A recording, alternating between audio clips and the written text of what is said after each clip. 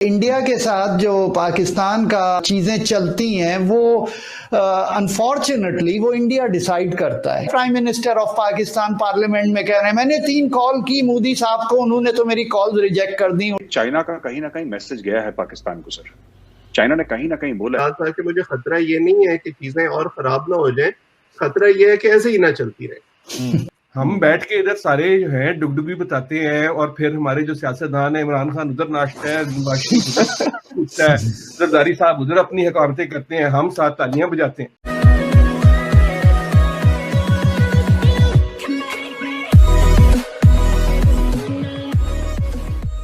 नमस्कार दोस्तों, अब यहाँ पर बहुत ही महत्वपूर्ण बात कही है भाई साहब ने कि इंडिया और पाकिस्तान के बीच में जितना भी डिस्कशन होता है, जो भी चीज़ें यहाँ पर होती है, उसमें जो भी यहाँ पर डिसाइड करता है वो है इंडिया।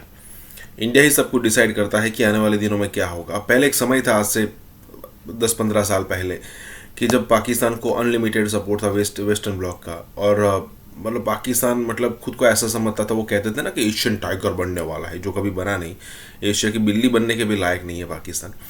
तो उस समय पूरा का पूरा वेस्ट ब्लॉक का सपोर्ट था और खुल के खेलता था पाकिस्तान। लेकिन कभी भी वो जो है ना, वो जैसे वर्ल्ड कप में एक भी मैच जीता नहीं इंडिया से, वैसे वो कभी जीत नहीं पाए। और आज सिचुएशन ऐसी है ना कि वो क्या क्या थक गए हैं मोदी को।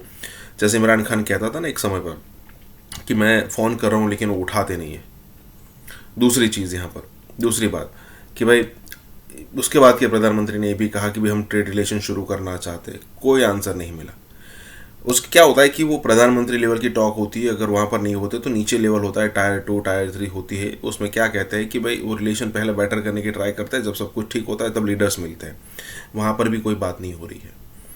कहने का मतलब ये है, बिल्कुल सही बोल रहे भाई साहब कि इंडिया डिसाइड कर रहा है फिलहाल जो भी हो रहा है। इसी के साथ ही वीडियो शुरू करते हैं। अभी जो सीज फायर हुआ इतनी कशीदगी के बाद, और मोदी जी बार बार कह रहे हैं और ठीक कहते हैं कि गोला बारूद के माहौल में कैसे दोस्ती हो सकती है। उधर पाकिस्तान की तरफ से इमरान खान ट्विटर पे बैठे हुए रोज़ गोले दागते हैं, मैं तो ये कहूँगा, और वो भारत के बारे में कश्मीर को फोकस करते हुए सख्त से सख्त बातें करते हैं। लेकिन इतनी कशीदगी के माहौल में ये एकदम से कैसे एनवायरनमेंट निकली, ये मैं आपकी राय इस पर जानना चाहूँगा। देखिए इंडिया के साथ जो पाकिस्तान का चीज़ें चलती हैं वो अनफॉर्चुनेटली वो इंडिया डिसाइड करता है कि उसे कब ज़रूरत है आपसे दोस्ती करने की, कब ज़रूरत है आपको आंखें दिखाने की। कि जब आपके कंट्री पर उसका कोई स्टेक नहीं है, आपकी स्टेबिलिटी पर, और उसके अपॉर्चुनिटीज़ थी हमारे पास, हमने उसको ज़ाया कर दी। कि मतलब जब भी वो अपॉर्चुनिटीज़ आई, जब वाजपेयी साहब आए, फिर जब दूसरे लीडर्स जो थे वो चाह रहे थे पाकिस्तान में अपना कॉरिडोर्स खोलना, इकोनॉमी को स्टेबलाइज करने के लिए, अपने कंट्री की सेंट्रल एशिया में जाने के लिए, तो उस वक्त तो हमने हर चीज़ को ना करके उनको एक अपॉर्चुनिटी प्रोवाइड कर दी कि वो दूसरे ऑल्टरनेटिव्स ढूंढ लें अपनी ट्रबल्स के, और उन्होंने ढूंढ लिए। तो अब जो है इतना बड़ा एक पाकिस्तान पर उनका रिलायंस नहीं है, तो वो डिसाइड करते हैं कि आप देखिए कि हम लोग जो थे, जब 27 फरवरी का इंसिडेंट हुआ था, उसको हैंडल कैसे किया। ठीक है, हो सकता है आप मुझसे डिसएग्री करें, लेकिन मैं नहीं समझता कि उसे बहुत अच्छी तरह हैंडल किया। Prime minister of Pakistan parliament में कह रहे हैं मैंने 3 कॉल की मोदी साहब को, उन्होंने तो मेरी कॉल रिजेक्ट कर दी और फ़ोन ही नहीं उठाया, और ये कोई बहुत बड़ी बात नहीं है। अब इंडिया का जो आपने कहा उसका, तो मुझे तो बस यही लगता है कि आज तक मैंने तो यही देखा है कि पाकिस्तान को जब भी इंडिया को ज़रूरत पड़ी आपसे दोस्ती करने की, उसने अपने लोग भी भेजे और एकदम से मोदी जी ने बात भी शुरू कर दी और चीज़ें ठीक होने लगी। फिर उसके बाद जब उन्हें इलेक्शन में ज़रूरत पड़ी, उन्होंने आपको आंखें दिखाई और वोट लिए। अब मिस्टर खान जब इक़्तिदार में आने की कोशिश कर रहे थे तो उनको यह एहसास था कि पाकिस्तान में तो पॉलिटिक्स ऐसे ही होती है।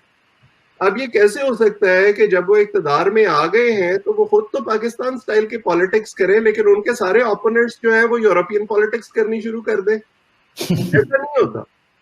तो बुनियादी मसला जो है वो यही है कि ना इनके पास इतनी सख्त है, मतलब कोई तब्दीली आ जाएगी या उससे फर्क कुछ हो जाएगा? 19-20 के फर्क के साथ चीजें पहले भी वैसे ही चल रही हैं, अब भी वैसे ही चलती रहेंगी, क्योंकि शेर व शायरी का माहौल थोड़ा बहुत आपने बना दिया है। तो फैज साहब ने 40 साल पहले ये कहा था कि मुझे खतरा ये नहीं है कि चीजें और खराब ना हो जाएं, खतरा ये है कि ऐसे ही ना चलती रहे।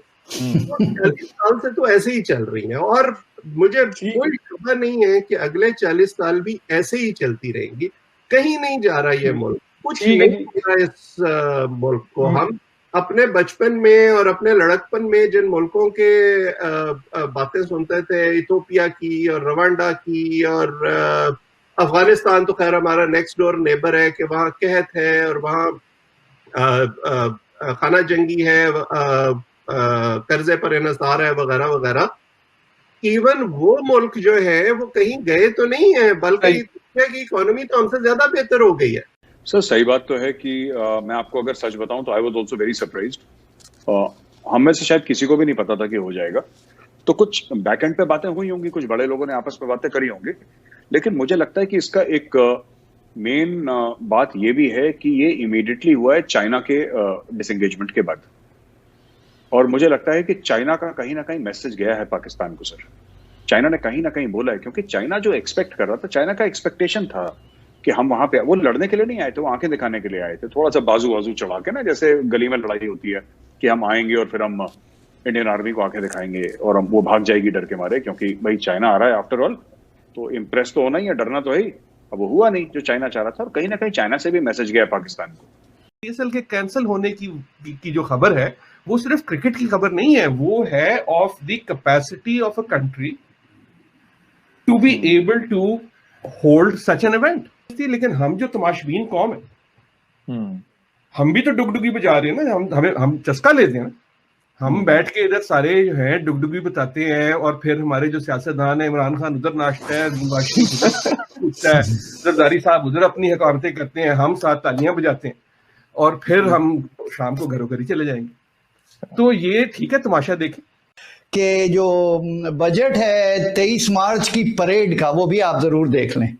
एक ग्रेट अपॉर्चुनिटी। अभी तक मुझे समझ नहीं आई कि क्या हुआ, लेकिन कुछ हुआ जिसकी वजह से कोविड के जो असरात थे हमारी सेहत पे भी और हमारी इकोनॉमी पे भी वैसे नहीं पड़े जैसे कई और इंक्लूडिंग यूएस में पड़े।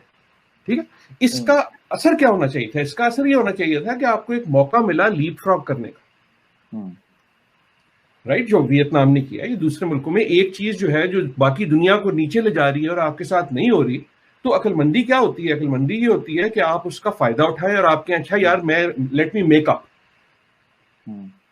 और अब जब वो वैक्सीनेशन की बात आई है, मेरे ख्याल में आई एम सरप्राइज्ड कि ना हुकूमत और ना ही ऑपोजिशन,